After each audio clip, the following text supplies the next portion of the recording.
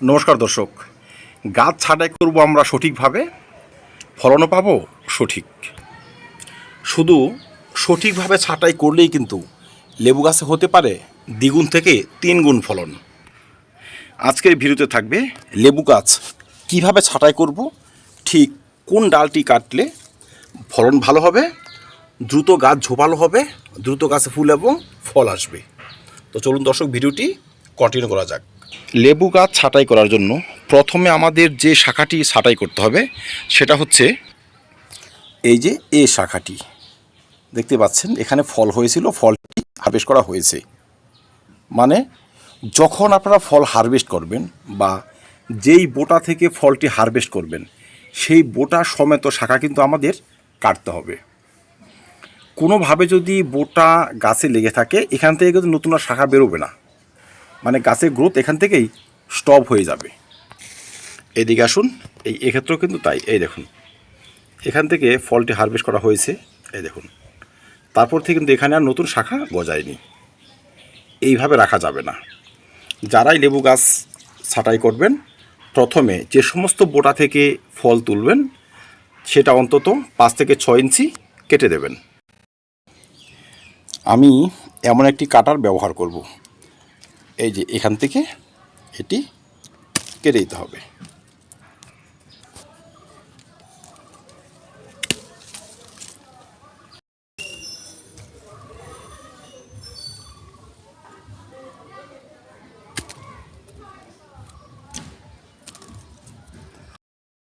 দু নম্বর হচ্ছে অসুস্থ বা শুকিয়ে যাওয়া শাখা। দর্শক, এই সমস্ত শাখাতে ডাইব্যাক আক্রমণ করেছে বা অ্যানথ্রাকনোজের কারণে এরা শুকিয়ে গিয়েছে। যে কারণেই হোক, এদের যদি গাছ থেকে আপনি কেটে বাদ না দেন সেক্ষেত্রে সুস্থ এবং সতেজ গাছ কিন্তু অসুস্থ হয়ে পড়বে। তাই এই সময় প্রতিটা অসুস্থ শাখা কেটে গাছ থেকে বাদ দিব।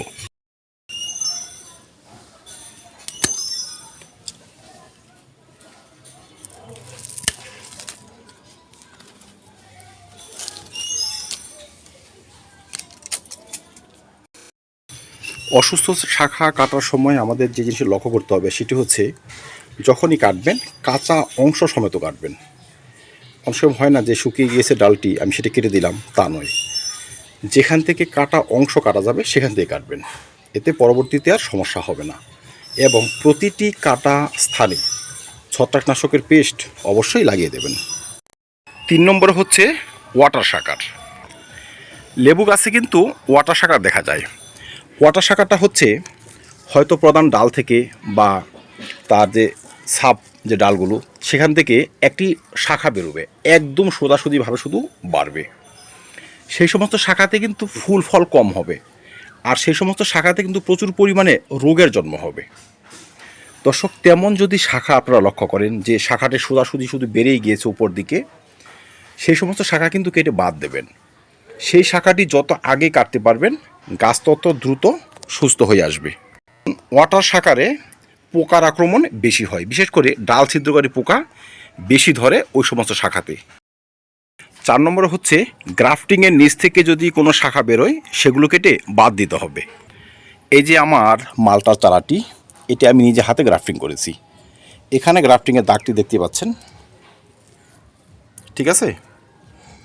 এখন এখান থেকে যদি কোনো শাখা বেরোতো সেক্ষেত্রে আমাকে সেটা কেটে বাদ দিতে হতো, কারণ এখান থেকে যদি শাখা বেরিয়ে যায় সে কিন্তু ওই রুট স্টকের শাখা, তার শক্তি কিন্তু বেশি হবে এই সায়ন থেকে। আর সে যদি বাড়তে পারে তবে কিন্তু আমাদের যে অ্যাডভান্স ভ্যারাইটি সায়নটি রয়েছে সে কিন্তু কমজোরি বা দুর্বল হয়ে পড়বে, আর তখনই কিন্তু ফুল ফল কমে যাবে, গাছটি অসুস্থ হয়ে পড়বে, একসময় গাছটি মারাও যেতে পারে। তাই গ্রাফটিংয়ের নিচ থেকে যদি শাখা বেরোয় সেটা শীতে বেরুক, বর্ষায় বেরুক, যখনই বেরুক সেটা কেটে বাদ দিতে হবে। 5 নম্বরে হচ্ছে অত্যাধিক লম্বাভাবে যদি কোনো শাখা বেরিয়েই চলে সেই সমস্ত শাখা কেটে বাদ দিতে হবে। দর্শক, এদিকে দেখুন, এই যে আমার গাছটি, এই শাখাটি দেখুন কত বড় হয়ে গিয়েছে।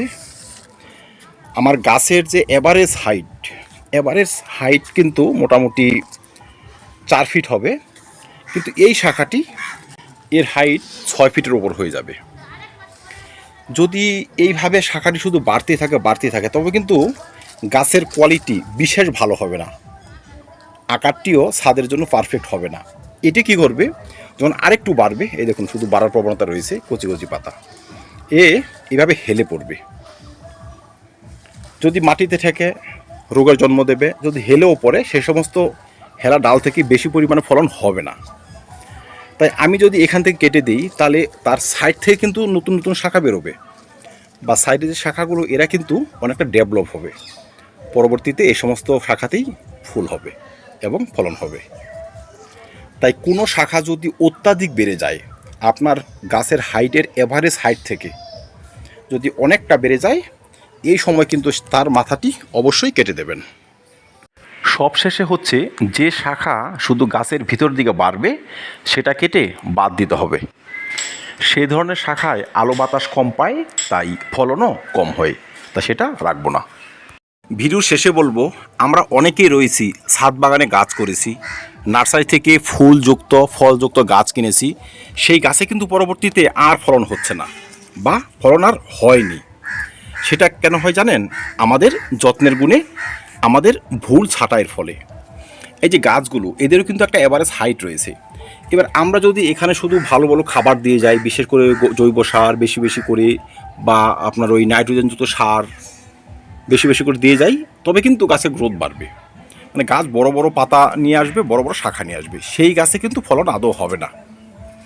তাই সেই সমস্ত গাছ থেকে ফলন পাওয়ার জন্য যেই পদ্ধতিতে ছাঁটাইয়ের কথাগুলো বললাম 4-5টা টিপসের মাধ্যমে, সেটা কিন্তু আমাদের ফুলফিল কমপ্লিট করতে হবে।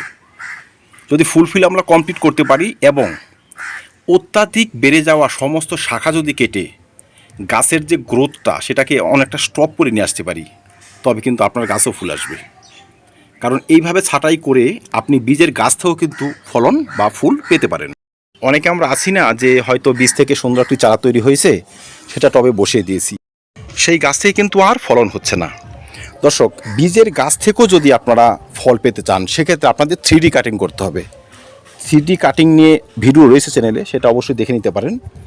বা শর্টকাটে যদি বলি, 3D কাটিংটা হচ্ছে প্রধান শাখা বেরিয়ে গিয়েছে, কিছু দূর যাওয়ার পর 1-1.5 ফিট মাথাটি কেটে দেব, তাহলে তার দ্বিতীয় নম্বর শাখা কিন্তু বেরিয়ে যাবে। দ্বিতীয় নম্বর শাখাটিও যখন একটু বড় হবে, হয়তো 1 ফিট বা 1.5 ফিট হয়ে গেল, তখন আবার সেগুলো কেটে দেব, তাহলে তৃতীয় নম্বর শাখা বেরোবে। তাকে আমরা সাধারণত 3D কাটিং বলি। এই 3D কাটিংয়ের মাধ্যমে বীজের গাছ থেকে খুব অল্প সময় কিন্তু ফলন নিয়ে আসা যায়। যেখানে আপনার 4 বছর সময় লাগবে, 5 বছর সময় লাগবে, সেখানে হয়তো 3 বছরের মধ্যেই সম্ভব। তাই দর্শক, লেবু গাছ ছাঁটাই অবশ্যই করতে হবে, সময় মতোই করতে হবে এবং বিজ্ঞান ভিত্তিকভাবে করতে হবে, তবে আমরা পেতে পারি প্রতিটা গাছ থেকে বাম্পার পরিমাণে লেবুর ফলন। আর এই ছাঁটাইটি করতে হবে কখন জানেন? যখন আমরা ফলগুলো হারভেস্ট করব ঠিক তখন।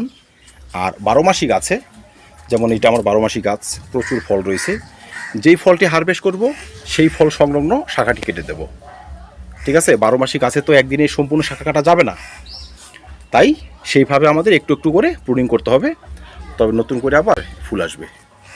এই দেখুন ফল ঠিক পাশেই আবার ফুল আসতেছে। ঠিক আছে? এইভাবে আমাদের গাছকে ঝোপালো করতে হবে, শাখা পোশাখায় ভরিয়ে রাখতে হবে। আর সিজনাল গাছে যখন আমরা ফল তুলব, তখন এই পদ্ধতিতে সম্পূর্ণ গাছকে আমরা ছাঁটাই করতে পারি। ঠিক আছে? আর অবশ্যই ছাঁটাই করার পর আমাদের ছত্রাকনাশক পেস্ট ক্ষতস্থানে লাগাতে হবে এবং সম্পূর্ণ গাছে ছত্রাকনাশক স্প্রে করতে হবে। আর ছাঁটাই করার পর ইচ্ছে করলে কিন্তু অল্প একটু খাবার আমরা ব্যবহার করতে পারি। ছাঁটাই করার পর গাছ অনেকটা অসুস্থতা ফিল করবে, সেই অসুস্থতা কাটানোর জন্য মাটিতে আমরা কিন্তু পটাশিয়ামযুক্ত সার দিতে পারি, বা মিশ্র সার ব্যবহার করলে সেখানে অল্প একটু পটাশিয়াম রাখতেই পারি। সেটি ব্যবহার করলে কি হবে, যেখান থেকে আমি কেটেছি সেখান থেকে কিন্তু নতুন নতুন শাখা আবার বেরোতে শুরু করবে, তারা আবার খুব সহজেই ডেভেলপ হয়ে আসবে। যখন তারা ডেভেলপ হয়ে আসবে, আমাদের ছাঁটাই করার যে উদ্দেশ্য সেটা কিন্তু সফল হবে। তো দর্শক, গাছকে ছাঁটাই করুন, বিজ্ঞান ভিত্তিকভাবে ছাঁটাই করুন এবং প্রতিটা গাছে এমন গাছ ভরে লেবুর ফলন পান।